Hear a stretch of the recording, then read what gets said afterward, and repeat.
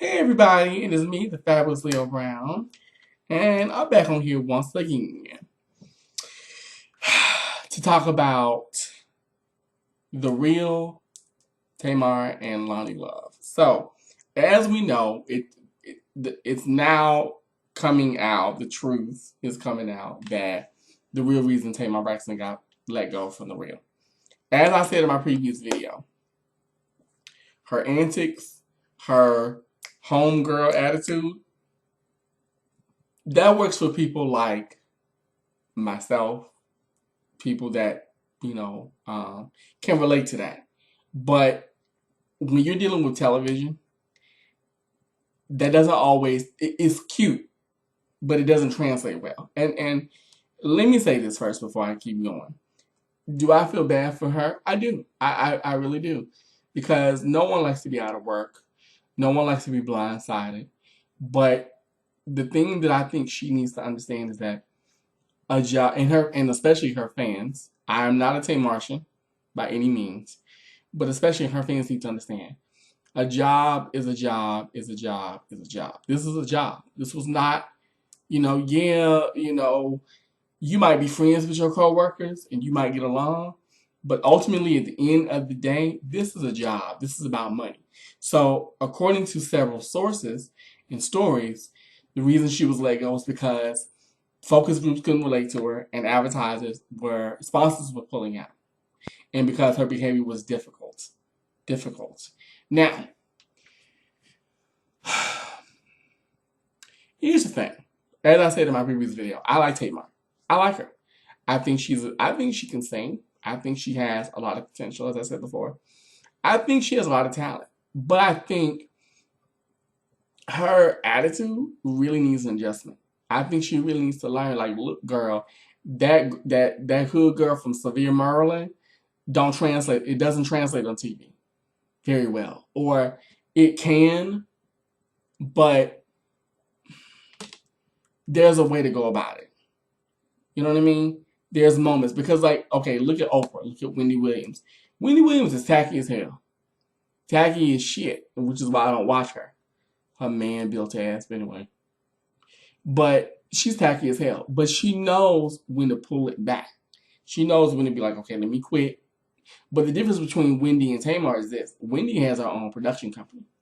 Wendy can run her show. And Wendy herself has been told, okay, I really need to tone it down. Producers have told her, okay, we're losing our core viewers, but let's be real. People across the door love Wendy. How you doing? People like that, because I hate to say it, but she's catchy and she's token. I'm just saying. And I'm not gonna say that Tamar should be token black girl, but let's be real. On the real, that's what she was. She was token hood chick on the real. She really, really was. Really, that gets old. That gets tired. Now, for someone like me, that's cute, because I know women like her. I know men like that are like that. I can have my moments too, where I'm just gonna be honest, but that's not who I am all of the time. There's a difference. And excuse the hacking, that's our roommate. My roommate's going through some bronchitis issues. If you're hearing hacking, that's what you're hearing. Anywho, but that's not me all the time, as I said before. You know what I'm saying? And I just feel like with her, they got tired of it. And I would imagine if she was like that on camera, I could imagine who she was behind the scenes. I can imagine that. I've watched Braxton Family Values since its inception. I even remember when I bought her first album in 1999. She's always been a bit of a diva. She's always been a bit rebellious. She's always been stubborn. And, her husband, everybody around her has tried to tell her, like, girl, tone it down. Calm down. You know what I mean? And everybody wants to bring race into this. And I'm going to be honest. Race does have a place in this. And honestly, it's deeper than her being let go. It's deeper than just a Tamar Braxton issue. Because it really makes you question how much is too much. You know what I'm saying? It really does make you question that. because and it lets you see that the entertainment industry is not what we think it is. It looks easy, but it really is a hard grind, and you really do have to do a lot of self-sacrificing to get ahead. Because I'm gonna use Wendy Williams again. Wendy Williams was on radio for almost 20 years before they said, you know what, we want to build a show around you. They didn't come to her and go, oh, we're gonna give you a show. They said, no, we like you. We want you to remain who you are. So let's build a show around you. But even if you notice on the Wendy Williams show, Wendy Williams is really toned down compared to Radio Wendy. If you listen to Radio Wendy back in like 10, 20 years, 10, 15 years ago, she's completely different. She's still messy as shit, but she's watered down, which is how I got into Wendy. I got into Wendy via radio. So, but if you look at her now, she's completely different. Completely different as compared to who she was when she was on radio. When she was Radio Wendy and said that every rapper was gay, and she got ran out of New York and Philadelphia. Yeah, that one. That Wendy we don't see on TV. It slides in there every now and again, but that Wendy is not there. And the thing that I feel that Miss Braxton needs to learn, that Tamar needs to learn, is you have to learn when to put it up, when to bring it out, and when to put it up. And I feel like with her, she has not learned that. Like I said in my previous video, and I am burning up. That's why I keep wiping my forehead. Excuse me, y'all. But like I said in my previous video, she needs to learn the word humility. She doesn't know what humility really means. She doesn't know what the word humble means. And I think this situation is going to humble her. And I'm going to say this too. As for Loni Love. Loni Love, baby, I know you want to stick up for your friend. You know, for those of you who don't know, she made a video. And she said that, in the video, she basically said that she didn't know that she was getting fired. She had no, clue of Tamar's departure. Nothing of the kind, right? And she even said that they don't have that kind of power, the host of the show. Now, my thing is, if I were Loni, I wouldn't have said a damn thing. Because you're not only putting your job on Front Street. Not just her. If I were her, I would have kept my mouth shut. I understand that you're defending your friend. I get that. But honey, this is business. No, you don't like it. No. But as Gladys Knight said, it's 90% business and 10% show. And that's true. That's why it's called show business. This is not really. This is not, and the thing that gets me about this is that people are victimizing her. People are making her out to be the victim. People are babying her. That's her fucking problem. She's damn near 40. She's 40, almost 40 years old. When are you going to grow up and take some accountability and some responsibility for your antics in front of the camera and behind the scenes? People can't hold your hand forever. Because eventually, people are going to get tired of that and they're going to leave you alone. Then what are you going to do? And I'm saying this to Miss Braxton, to Tamar. And like I said, I like Tamar. I would never consider myself a Tamartian, but I like her. I think she has so much potential. But her mouth gets her in trouble. Her mouth, her attitude, and people, oh, it's cute. No, it's not.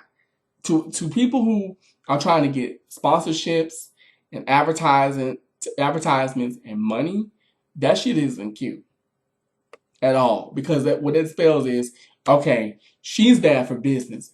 We got to get her out. And that's basically what happened. It boils down to money at the end of the day. That mean, lean, green, boo. It boils down to money. The money. And that's what happened. And like I said, when it comes to Miss Loni Love, baby, I wouldn't have done that. Had it been myself, I would have said, you know what? I wish her the best. I've tried to contact her. I wish her the best. She's in my prayers, and I would have left it alone. It is none of my business what happens with my coworker. Yes, we're friends, but right now, this is a business matter. And as she said, she talked to people in production at Telepictures, and they basically told her, Bitch, mind your own motherfucking business. This don't have nothing to do with you. And that's exactly what she should have done. But she didn't do that. And the only reason why that she didn't really come out and that she came out and made this statement was because people were sending her death threats. People were threatening her. Her and Adrienne and Tamara and Jeannie Mai, which is sad. Which is really sad. I mean, people are taking this way too far. Why are you sending them death threats? They're her co-workers. They're not in charge of telepictures. They're not in charge of production. They don't make any decisions at all. And as I said before, when it comes to Vincent Herbert and Tamar being executive producers of the show, that doesn't mean a hill of shit. Because as you can see, she still gotta let it go. When they bring the show to you and they build a show around you, and I'm gonna say it one more time for people who do not understand this. When they bring the show to you and they build it around you, you get executive producer credit. That's it. You don't get any power at all. You make no decisions. Because if that were true, we wouldn't be having this discussion. She wouldn't be a trending topic. And I'm not not to sound harsh, but she is not the first nor she the last person to lose her job. She's got 2 reality shows. Actually, let me say, no, she's got 2 reality shows. She's got a very good singing career. She does touring. She's good. She's in a good place. But I really do think this will really humble her, and it will humble her husband too, because they're both arrogant. And quiet as it's kept, as we all know, they have a history of being disrespectful to the people that they work with and people who work for them. So let's not act like this is brand new. This is not new. And I'm going to touch on one more thing. Her makeup artist. Now, if you go to like the Shade Room or anything like that, or any kind of blog, you'll see that the makeup artist has come in defense of her. First of all, that's tacky. Okay. And I don't know his name. I don't know him. He doesn't know me. I don't know you. I got love for you. I don't know you. And this is not a personal attack towards you, okay? But you ruined your chances of having any kind of clientele. You really did. You don't realize it, but you did. You fucked your own career path up. You're her makeup artist. What goes on in her business life has nothing to do with you. I understand that you feel that that's your friend and you want to defend her. And okay, I get that. But she can speak for herself. She's a grown woman. She's a grown woman. She's all the way grown, as Mama E would say. She's all the way grown. That was a mess. I wouldn't have done that. If I were her makeup artist, there's no way in fuck I would have been like, and you know what? I wouldn't have done that. I would have kept my mouth closed. Because it has nothing to do with who? Me. The only thing I'm there to do is to beat her face, make sure she looks pretty, and get my money, get my check. That's the only thing. I'm there to do a job. We may even be friends. But the only thing I can do for her is support her. That's it. I can support her behind the scenes and say, you know what, girl? If you need me, I'm here. Here's a shoulder to cry on. I got you. Call me. Blah, blah, blah. I would never put my own reputation on the line, my own business on the line, defending her like that. I'm sorry. I mean, people may disagree with me, but I really wouldn't have done that if it had been me. Because that ruins opportunities for me. Because what that says to someone who's looking for another makeup artist is, okay, well, I could use him, but look at how messy he is. I would have used him. He could have beaten my face. I would have recommended people to him, but look at how messy he is. Look at how gossipy he is. That's not professional. That's unprofessional to me. I would have never done that. That's just myself. That's just me. Okay?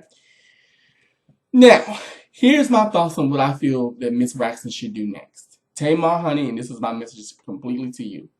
If you ever watch my channel, I doubt you will, but if you do, first of all, what I want to say to you is I support you. I support you. I think you, like I said before, and I'll say it again, you have a great voice. You're a beautiful woman. You have a lot to offer, but I think you need to show the real you. That loud, opinionated, bangy, hood chick, that's only part of who you are. That's not all of who you are. Show the vulnerable. Show the meek, the quiet, the shy. The person who doesn't want to sing all the damn time. Who doesn't have an attitude. Show that. Be more transparent. That's my advice to you. And I would also say, get into that studio and make a banger. Make a banging single, make a banging album, put it all into your next record. You know, become personal. Let people see you for you. That's my advice to you on that. And I would also say to your husband, to Vincent Herbert, okay? Vincent Herbert, boo-boo, I really need you to stop using money to please your wife. I'm really going to need you to stop using money. Money doesn't solve everything, okay? And if you really follow them, they have some sort of history when it comes to finances. They really, really do. Okay? And I'm really going to need y'all to take some budget classes and learn to budget your money. There's no way in hell that you need all this new money shit. You don't need all that. You have a beautiful voice. You're talented. You're a good-looking woman. You've got a lot to offer. But you need to see the greatness in you. And you don't see it. And things are going to give you that. No matter how hard you try to work for that Grammy or, or that platinum album. There's nothing wrong with wanting to have that. But don't make that your be-all, end-all. To be every woman. You can't be every woman. Just like you, Vince, can't be every man. You can't do everything. Stop. That's bullshit. And that's a big problem that I see, especially with people of color in the entertainment business. We tend to live way beyond our means. And then we wonder why within 5 to 10 years or 10 to 15 years, we're flat broke. Do you want to be another Jermaine Dupri? I'm just saying. Or another MC Hammer? Learn to realize that money doesn't matter. It's people. It's yourself, it's people, then things, as Susie Orman would say. You have to invest in you. And that's my advice to her. My advice to you is invest in yourself, grow from this experience, learn, grow, do your thing. My advice to the rest of the girls, keep the show going. Do what you got to do. A job is a job. Go to work, be professional, make that money. Do what you need to do. Still have her as your friend. You know what I mean? And another thing I want to say is this. Just because people, I'm not going to watch the reel. Okay. Advertisers will not miss you. Trust me. Paula Abdul. When Paula Abdul left American Idol, did motherfuckers care? Hell no. We missed her. But guess what? American Idol still got going. It still kept going. Regardless, when Don Cornelius left Soul Train, did it stop? Hell no. So that doesn't mean a hill of shit. For everybody out there saying, "Oh, I'm not gonna watch the show," okay, fine. You don't have to watch the show. There are a bunch of people who will watch the show, and I hate to say it, but I'm bringing into this again. I'm bringing race into this again. People who are in sponsorships and who are in production, they want crossover money, which means they want white people. And I'm not saying that black folks don't watch the reel, because we do, obviously. But they want someone who has crossover appeal. And Tamar Braxton, she doesn't have it. I'm just being honest. She does not have crossover appeal. I like her. My girl next door may like her. My best friend may like her.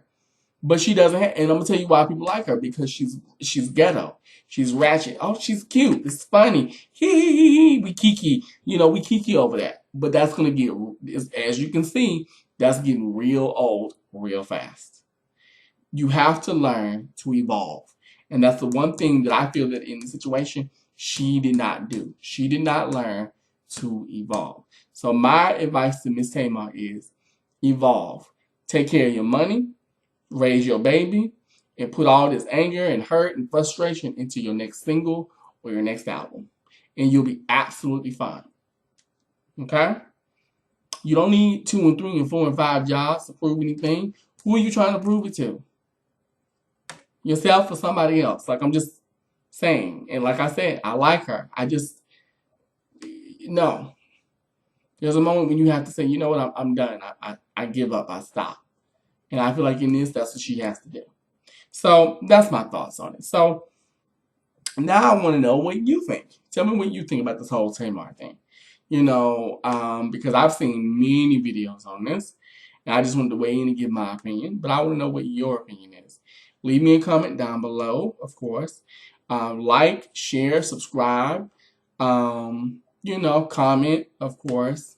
Follow me on all social media. I am The Real Leo Brown on Instagram. I am The Real Leo Brown on Twitter. I am The Intuitive Leo or Intuitive Leo on Facebook. And of course, you can go to my official website, psychicleo.com. That's psychicleo.com. Until next time, it is me, the fabulous Leo Brown, and I will talk with you all later. I love you all. Bye-bye.